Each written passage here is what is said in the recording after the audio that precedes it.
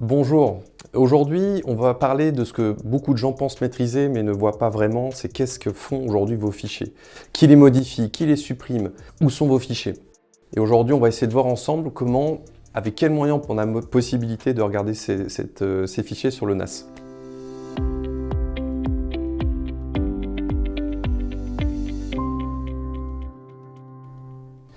Si un répertoire disparaît ce soir, est-ce qu'on sait dire quel utilisateur a modifié tel fichier? Est-ce que c'est possible? Sébastien, peux-tu me répondre? Effectivement, l'outil est en capacité de détecter l'ensemble des activités utilisateurs sur le NAS. Donc ça va comprendre les suppressions, et si quelqu'un vient supprimer un répertoire, on va pouvoir tout de suite voir quel utilisateur a fait cette action. Là, pour vous le montrer, je vais aller dans la démo, et j'ai un répertoire test ici, et je vais simplement le supprimer. Donc j'appuie sur Delete, mon action se déroule et le répertoire est maintenant disparu.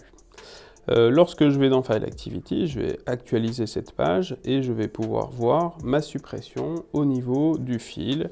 Et bien on le voit ici, le delete sur le répertoire test. Et donc du coup, pas besoin de commencer une enquête interne, de tâtonner, on sait exactement qui a fait cette action, et on peut aussi filtrer, exporter ces éléments pour les envoyer à qui de droit si effectivement c'était potentiellement une action malicieuse. Ok, merci Sébastien. Maintenant, un cas un peu plus réel. Que fait-on si un utilisateur commence à chiffrer les fichiers?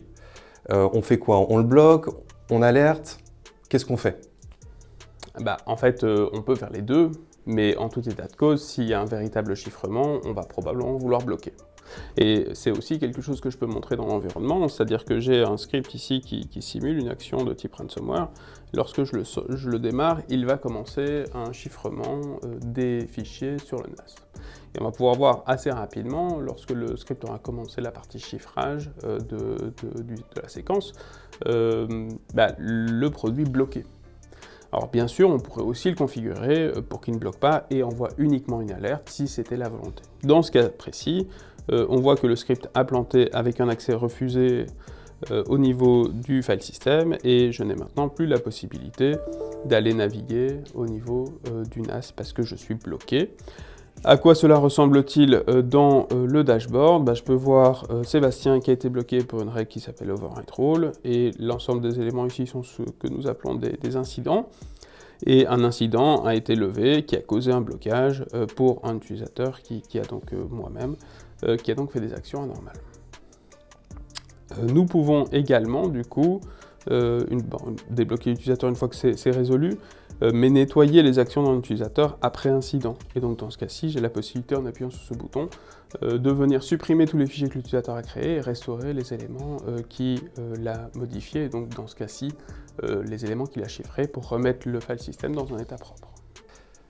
Ok, merci Sébastien. Maintenant, on parle beaucoup d'IA dans la cybersécurité, mais concrètement, est-ce qu'on est capable de protéger des comportements spécifiques d'un utilisateur? Par exemple, surveiller une action précise.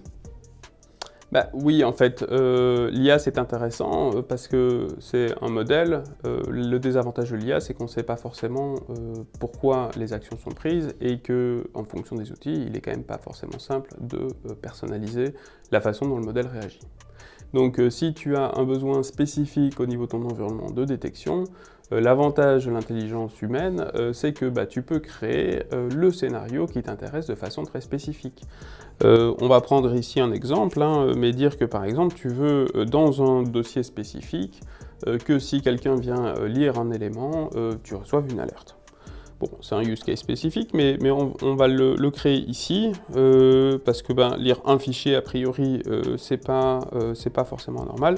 Je vais me diriger vers la démo, et je vais, du coup, créer cette règle. Donc on va dire lecture fichier critique, par exemple.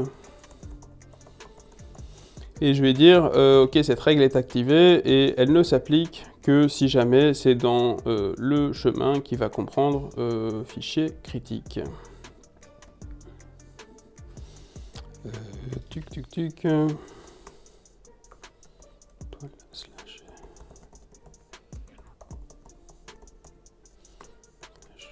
Étoile.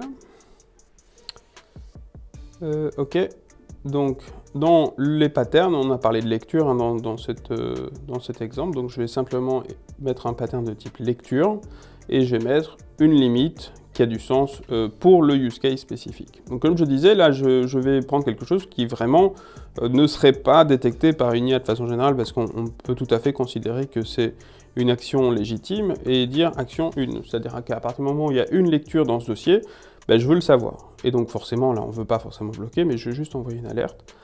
Donc je vais cliquer le bouton alerte, je vais publier cette règle, et en fait le dossier en question, fichier critique, n'existe pas, donc nous allons devoir le créer ensemble, mais ce n'est pas un problème.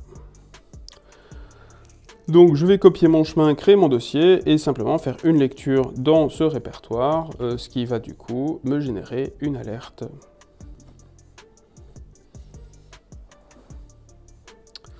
Tac. On va créer un fichier texte, dedans, et je vais écrire quelque chose,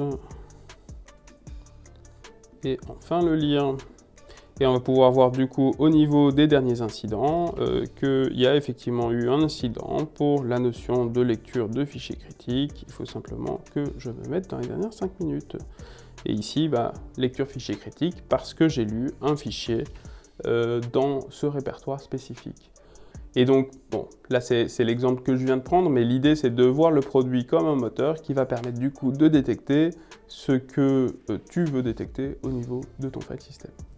Donc vous l'avez compris, CryptoSpack ne remplace pas vos outils de sécurité, il protège là où il s'arrête, au niveau de la donnée. Détection en temps réel, blocage automatique, explication immédiate. La question n'est plus si un incident arrive, mais en combien de temps il vous faut pour la maîtriser.